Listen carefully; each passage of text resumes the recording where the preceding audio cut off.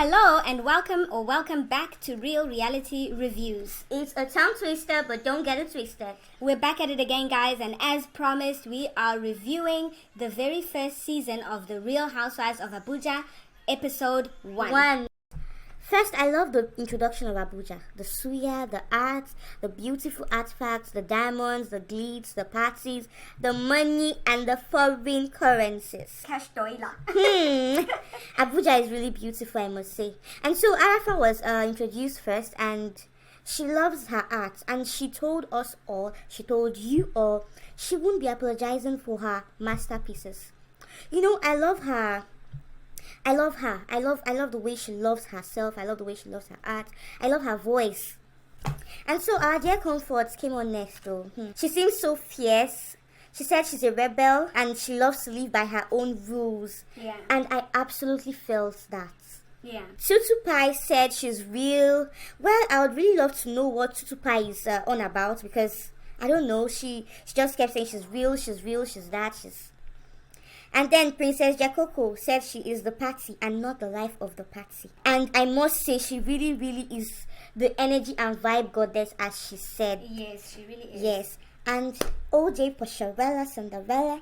Did you add that Cinderella on yourself, or did she call herself Cinderella? Bella calls herself the drama queen. And I really hope she's giving us the drama, because you can't call yourself drama queen for nothing. And I really have no comment about Samantha. Her intro especially. Yeah. No vibes. I hope she has something to offer. So there's an intro into Tutupie's life. First of all, her house is really beautiful. The interior is so nice, so calm, so beautiful. Just modern and simple. Yes. And well, she said she's got the vibes. No, honey, I do not see it. You don't see the vibes in Tutupie? No. Okay. And you know that while Tutupie was talking to her video diary, she said the starter pack of being an Abuja girl is to be Tutupie. Abuja girls, do you agree with that? Is that right? She also said she's single but dating. She's a serial dater because she's not committed to anyone and she hasn't found the one to present to her dad though. That's just all. She hasn't found the one to present to her dad, but sis did a video call with YK Chris. Please, if your boyfriend is YK Chris, go to Showmax page and claim your boyfriend. She's a straight shooter and she's real. Everybody is real. Nobody will say, oh, I'm fake. That's when you're not real. We need to see you're real. You don't tell me I'm real. Let me see you and say, oh, you're actually real. And then she does yoga every morning. But all we saw was her light incense and close her eyes. Is that not part of yoga? I don't know, Abuja girls. Is that part of yoga? To see downward dog, you know, the yoga. She should have said she wanted to meditate and not do yoga. Yes, exactly. She meditates every morning. Wearing a waist trainer, brought her mat out Is to that light incense and then blamed Samantha for disturbing her. Samantha calls Tutupie to check on her. And I really want to know what their friendship looks like. For me, it looks so forced. Because Samantha sounded like she was really uninterested when Tutupie invited her for drinks. I think Samantha's general demeanor, and we'll see it throughout the show, is very disengaged, not really there. I would really want to see her express something. Let me see her facial reactions. Let me see her act like she's excited about something. Let me see her act like she's angry. I want to see Samantha angry. Yeah, she's just cool, calm, collected. Yes. And then we see Samantha prepping for a Bond themed party. In my opinion, I think Samantha's intro was really dry. Except her beautiful kids. Her kids are really cute. Yeah. And she said she's a fashion mogul. For me, I think her life is just revolved around her kids. I think she didn't even talk about her husband. Nothing, just her kids. Right. Maybe she's trying to get like a side reality show for her kids as well. Well, she didn't say much. She didn't say anything, not even much about her husband. Except that she really, from my understanding, she really hustled to marry a rich man. Yeah. And enter the elite circle of Abuja. I like how she claimed it though. Yes, she really owned up to. Okay, next up we are introduced to Princess Jakoko, gingermama herself. This woman loves fun. Fun. Exactly. Fun. Full of energy. All of her shorts are her having fun with her family, having fun with her mom. She's the first one, not even the first one, the only one who shows her husband. Her husband is engaging in the video with her, so there's like some clips of her and her husband and her family together, so love to see it. They skip to a scene. The husband makes breakfast for her, bringing her breakfast in bed. Bringing her breakfast in bed. She's relaxing. But I don't know why he didn't make a plate for himself, because then he's there doing longer throats while she's trying to eat her food. According to her, Princess is happily married, and she's dropped some gems on how we can have a successful marriage. Love one another, respect one another, and also not to allow your ego or your selfishness to interfere in your marriage. She said she's been through things in her marriage, but her family has really helped them stick together. So I love that she was really so open about her human experience. The scene switches to her in the kitchen, and she's cooking with her kids. The interaction between her and her kids, it seems really genuine. You can just tell that they have a lot in common, or she's really nurtured that relationship of fun and doing activities together with her kids. Then she tells us about the bond she has with her mom. It's like her and her mom are besties, sisters. We see them going for a massage together. Alike. They look identical. They dress the same. Can you ever overdo it? I can't imagine I'm going for a massage with my mom and we have to dress the same. I'm going for lunch with my mom and we dress the same. I don't know if they were doing those things for it was special occasions or something, but it was just too much. Yeah, it was just a lot. Then she gets an invitation from Samantha. She doesn't know who it's from, because it's supposed to be a mystery party. Yeah, it's a mystery party, so she has no idea who it's from. So she's expecting, the elites to be there. And she's judging this off of the quality of the invitation. The invitation looks really good. It gave a good impression. So she says, you know what? I don't know who is inviting me. I don't know what's going to happen there, but guarantee the who's who of Abuja is going to be there, so I'm going. So from there, we switch locations to Tutupie, and she's at a bistro. I'm assuming it's a popular bistro in Abuja. And she's using it as a location for an Instagram promotional video that she wants to make. So she's promoting her talk show. She's there with her team, and they're making things happen. And then bam, Arafa shows up. Arafa shows up with all the energy, as in a slow motion. She made a statement. I can actually see that when Arafa walks into a room, you can feel the presence. Everyone turns their head. Tutupie goes on to tell us that her and Arafa, they know each other from way back. And they've been through things together. Maybe all those things will come up throughout the show. Arafa is Nigerian Tanzanian. She's happily married. And in her own words, she met her husband when they were 15? 15. Yeah, 15 years old. And she says, it was not, I repeat, it was not love at first sight. So, I don't know, she's throwing shade at her husband or what. But anyway, she says it was not love at first sight. And the only reason that she paid attention to the guy is because other girls were paying attention to the guy. I really think that's a shit. Who says that about your husband? She only liked him because he could attract other women, or other women were flocking around him, and she was like, listen, as per the alpha female that I am, I must get that guy. Arafa. And here she is today, married with children. Arafa is a party Jesus girl that helps women get their sexy back. I don't know about you, sis, but I need my sexy back. So she doesn't care what people think, because you're damned if you do, you're damned if you don't. Yes. So she just told herself, listen, I'm going to do Arafa. Because if I try and, pretend to be something else, people are still going to judge me anyway. So let them judge me for doing what I want to do.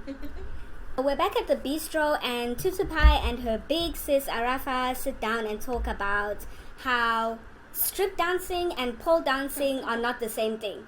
So they go into depth about how strip dancing and pole dancing is not the same. I don't know, it's like pole dancing part of strip dancing. I feel like you can strip dance without pole dancing.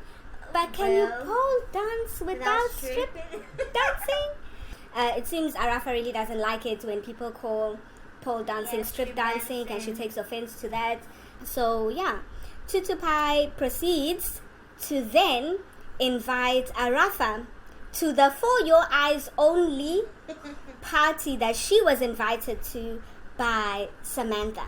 Yes. I remember when she opened the invitation that it said For Your Eyes Only mystery party. Mystery and then party. You go about inviting someone else. If I was Samantha, I would not be happy about that at all. Rafa asks about Tutupie's dating life, and Tutupie says, listen, I date 3 a day. I take 1 in the morning, 1 in the afternoon, 1 in the evening, like prescribed painkillers. She says that her dating life isn't going anywhere, but she made a comment that she expects the guy that she dates to be a mind reader, to know what she wants or what she's expecting or what. Yeah, ask YK Chris. Have Ojposharella with her hats and headgears. Helmets. Well, she said she's single and not searching because she's in a forever relationship with money. Okay. So please, someone tell me why the hell Posharella is singing. She says she's a people's person, and that's why she wants to get closer to nature.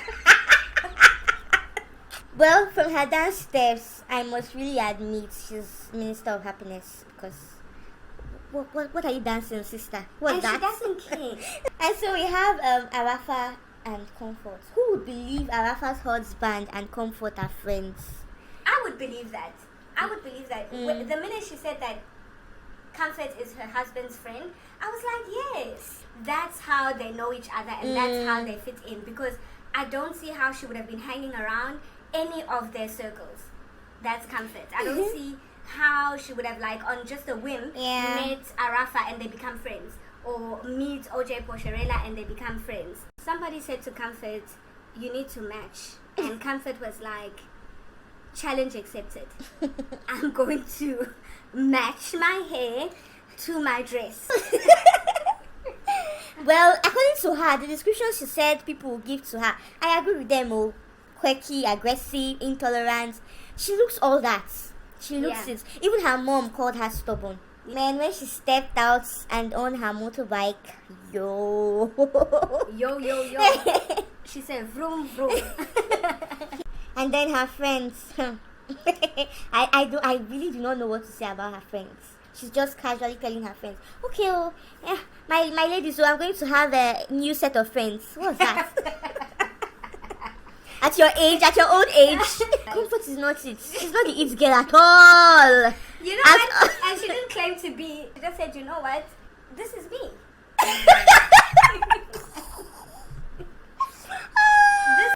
They actually also asked Comfort, the producers asked Comfort about her dating status, and boy, did she dodge the question.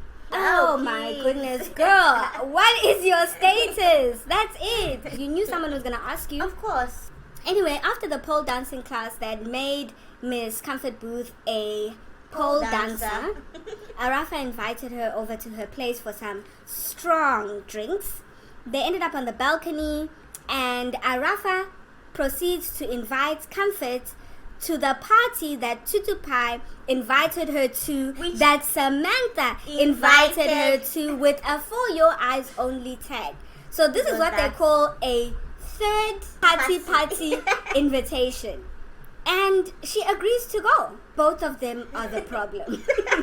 Both of them are the problem in this situation. I would feel so uncomfortable. Wait, so you're telling me someone was invited, and that person that was invited you, and now you're inviting me?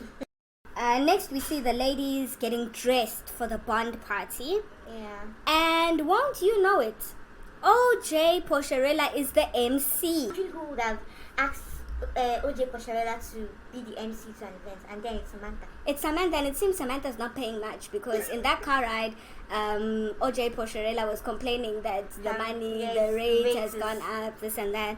But anyway, she is the MC at the party. So we see the ladies getting themselves zhuzhed up, dressed up, looking good.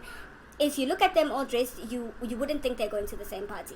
There's no theme, there's no color code, there's no... For a mystery party, I would think that I really would have thought there would be mask and or something. The ladies arrive at the party one by one and they are not impressed. They're bringing up points that are valid. It's a mystery party, but girl, you have billboards of yourself outside. So, mystery solved. The inside of the party matches the invitation, pink and pink, I guess. You don't see that kind of party. Yeah. Princess brought her mom to the party, so brings their mom. I guess So it's a bring whoever bonding party. Whoever you want to bring. I mean, Who brings their mom? Leave that one aside. Then you have young girls. If the party was a +1 and you decided like, okay, my mom is to do, she's cool with the ladies, she's down, she's not judgmental, and you decide to bring her. But for this class of ladies, for you to get an invitation and then you're pulling everybody that's inside to come with you to the party, who does that in 2023? That is so 2022. The party begins, and here is Ojposharella singing, dancing, doing comedy. Someone should tell OJ not to sing again. Please.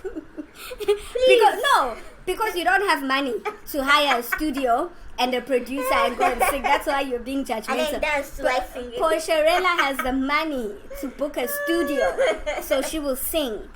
So she's singing, dancing, emceeing. But Princess, I don't know whether she's clout chasing or she's trying to solidify her status as the bitchy person in the group or the one with the most drama.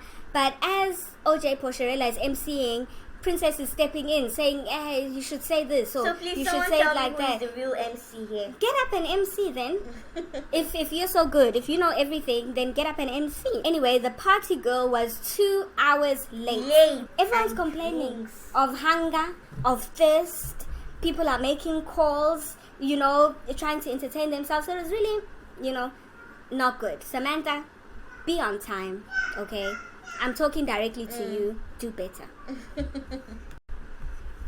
So after the long wait, bam, the doors open and in walks Samantha. I guess she's the only mystery about this party. So she came and she's like, guess who it is? She came and she's like... So Samantha said, you guys are going to walk in. You'll see billboards of me on both sides. But guess whose party it is? Behind my cake, it says, happy birthday, Samantha. But I'm still going to come out in a mask. And you guys have to guess who. Well, she walks in slowly and finally reveals herself to whoever was still wondering. Whoever was still mystified by the mystery. And okay, clap, clap, clap, hooray. And then OJ says that everyone should pray. And this is when the little bit of drama begins, caused totally by Princess trying to outshine the birthday girl. Says that they should pray, and Princess is outraged because how can they pray when the Queen Mother hasn't gotten her food? Who's the Queen Mother? Her mom. You ask. Is Queen Mother the birthday girl Samantha? No, Queen Mother is Princess's mother, who was not invited to the party. Samantha insists that they pray because she's hungry, right? And Princess complains that, they've been there waiting for Samantha for 2 hours. So Samantha at someone else's party. If you feel like you couldn't wait, leave. I can't imagine having a party. Yes, she's wrong for being late, but because she was late doesn't mean that now you dictate how the party goes on from that point. Finally, the party picks up. Everyone's on the dance floor. Everyone's dancing. Princess and Samantha seem to have made up at this point because they are dancing together as well. I was shocked. Yeah. So it seems that they made up pretty quickly. But Samantha's quite calm. So she didn't seem like the kind of person that will make it a bigger issue. On the dance floor, Ojposharella is dancing. OJ, please, aside singing, do not dance again. She's throwing things up in the air, catching them, and then she looked like she was juggling. juggling invisible balls at the party. So, she's dancing. Anyway, she's having fun. Comfort looks bored as hell. Really she was just standing in the background. She's not dancing. She's not moving. She's not doing anything. She's just there looking like, why am I here? Samantha makes a lovely closing speech where she thanks everyone for coming. So now we've come to the end of this episode 1, first season of the Real Housewives of Abuja. That's right. Yes. So please tell us what you think about this episode. Tell us what you think about the show. Tell us what you think about Arafa, Comfort, Tutupie, Princess, and Ojposharella. We want to know what you think. And Samantha. She's just there, so why won't I forget? Don't mind me. So please leave your comments. Don't forget to like. Don't forget to share. Don't forget to subscribe to Real Reality Reviews. Thank you for watching. Thank you for listening. Bye. Bye.